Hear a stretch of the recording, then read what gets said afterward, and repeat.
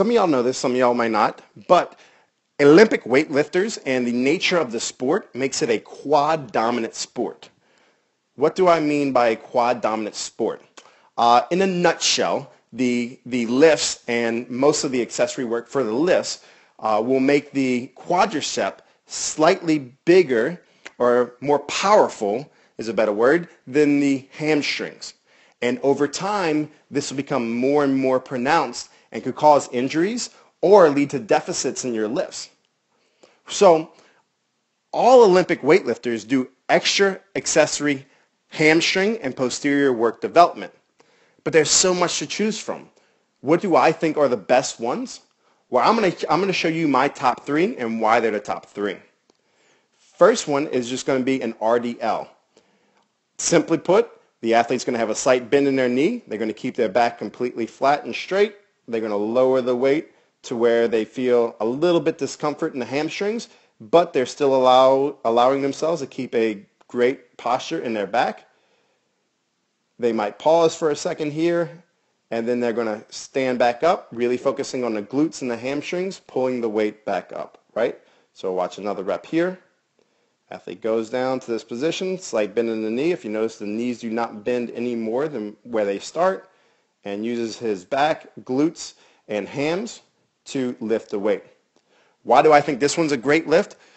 Probably my favorite one for glute development and ham development is because it kind of mimics a lift in a way, right? The bar is in front of us, and it's a posture we're somewhat used to, but it allows us to focus more on what our weaknesses are, right? Another great exercise we love to do is a very close similarity to that one is just a good morning. If you notice, the good morning is going to have almost the exact same posture where the knees are just slightly bent. The athlete's going to keep that slight bend in their knee while keeping the back nice and straight.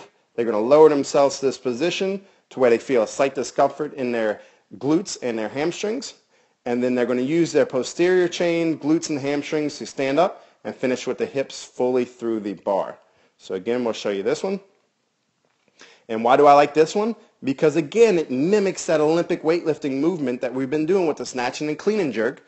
So it's a movement our body's already used to, but it only solidifies working on our weaknesses, right? It solidifies working on those glutes, those hamstrings, that posterior chain.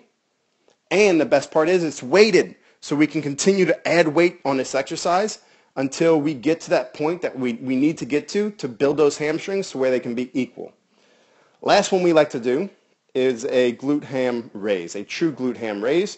Here, the athlete is straight. They'll dig their knees into the pad using their glute and hamstrings to pull themselves all the way to vertical. As the athlete gets better with this, they can start using a plate and hold it in front of them on their chest, or if they get really, really good with it, they can start using a barbell behind their neck.